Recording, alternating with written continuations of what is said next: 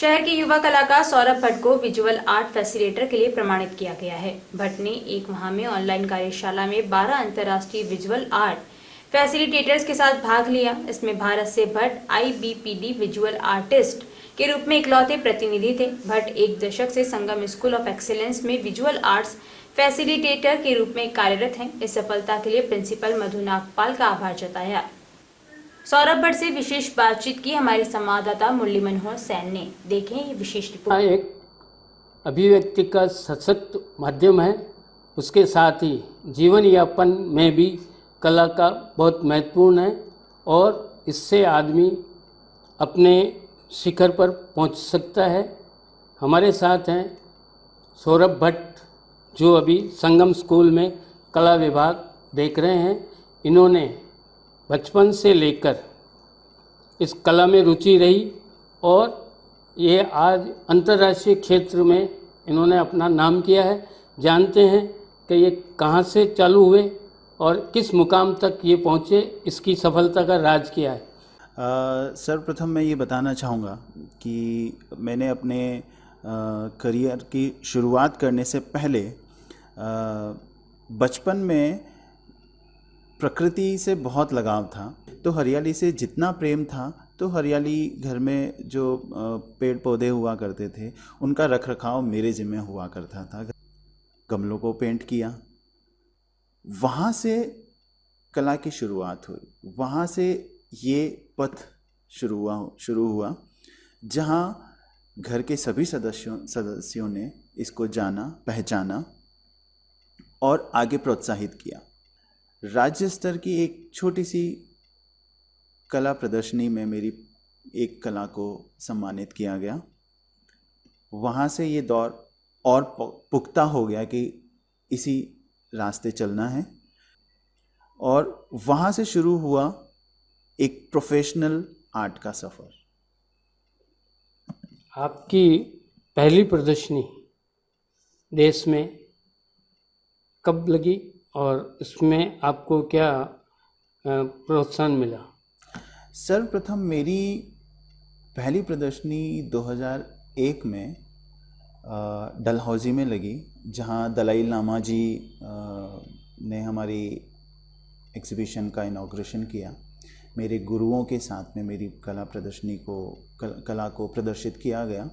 वो मेरे लिए एक यूँ माने कि एक बहुत बड़ा मुकाम था, जहाँ एक छोटे से कस्बे से आया एक छोटा सा बच्चा और अपनी कला को दलाई लामा जी के सामने प्रस्तुत कर रहा है। वो उसके लिए एक बहुत ख्वाब जैसा प्रतीत था। अमित गंजू जी और नवीना गंजू जी के सानिध्य में मैंने अपने कला के गुण सीखे और सर्वप्रथम अंतर्राष्ट्रीय कला प्रदर्शनी मेरे गुरुओं ने लगाई, जहां मेरी 50 पेंटिंग को प्रदर्शित किया गया लंदन में, और वहां से मेरा अंतर्राष्ट्रीय सफ़र शुरू हुआ। आप इस कला क्षेत्र में कई आर्टिस्ट हुए, भारतीय भी और अंतर्राष्ट्रीय भी, तो आपको किस कलाकार ने ज़्यादा इम्प्रेस किया, किस कलाकार से आप प्रभावित हैं? मैं सबसे ज़्यादा अपने कला गुरु जो हैं, जिनसे मैं बहुत ज़्यादा इंस्पायर्ड होता हूँ, वो के हैबर हैं।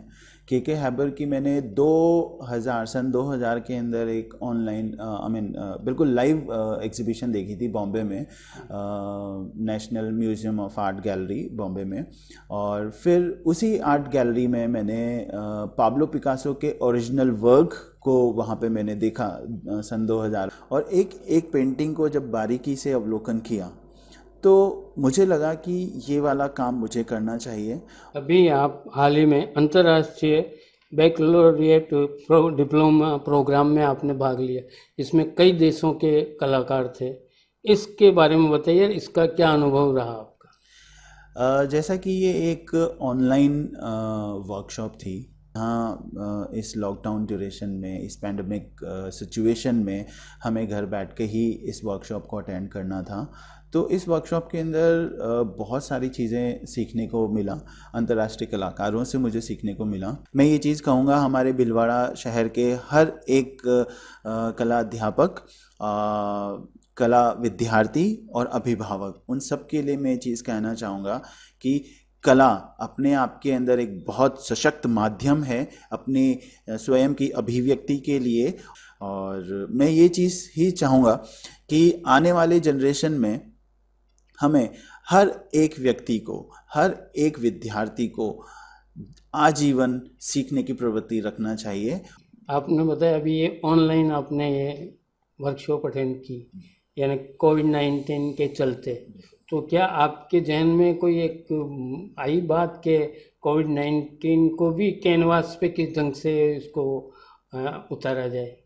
बिल्कुल, कोविड-19 एक ऐसा दौर है जहां कलाकारों के लिए ये दौर एक बहुत अहम रोल प्ले करता है, ताकि जो कि बाहरी जितने भी कार्यकलाप जो कलाकारों के लिए होते हैं वो फंसे रहते हैं बहुत सारी चीज़ों के अंदर। तो इस दौर के अंदर आने वाले जनरेशन के लिए, आने वाली पीढ़ी के लिए हमें इस दौर को संजोए रखना है, इस दुख वाले दौर को संजोए रखना है, ताकि आने वाली पीढ़ी इस चीज़ को जान सके कि हमारे फोरफादर्स लोगों ने, हमारे पूर्वज लोगों ने किस तरह से इस सिचुएशन का सामना किया और उभर के बाहर निकल के आए और हमें नई राह दिखाई।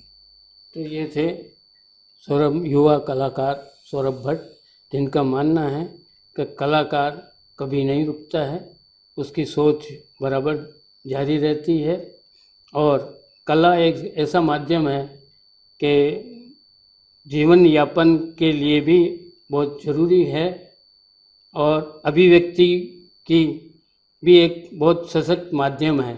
मुरली मनोहर सेन, लोकवाणी, भीलवाड़ा।